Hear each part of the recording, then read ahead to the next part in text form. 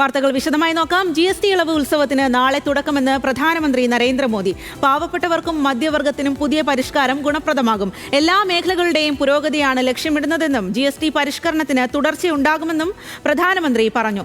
ആത്മനിർഭർ ഭാരതത്തിലേക്കുള്ള വലിയ ചുവടുവയ്പ് എന്നാണ് നികുതി പരിഷ്കരണത്തെ മോദി വിശേഷിപ്പിച്ചത്.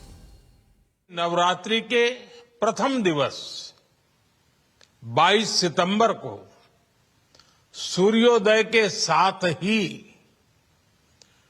नेक्स्ट जनरेशन GST रिफॉर्म्स लागू हो जाएंगे.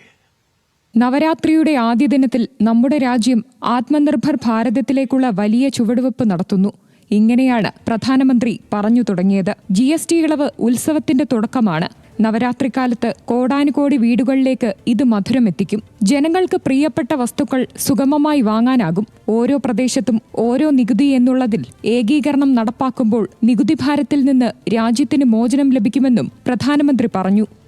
इस GST बचत उत्सव में आपकी बचत बढ़ेगी और आप अपनी पसंद की चीजों को और ज्यादा आसानी से खरीद पाएंगे.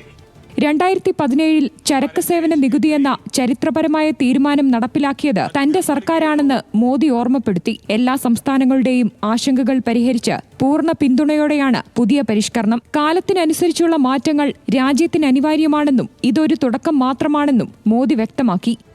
ये रिफॉर्म भारत की ग्रोथ स्टोरी को एक्सेलरेट करेंगे.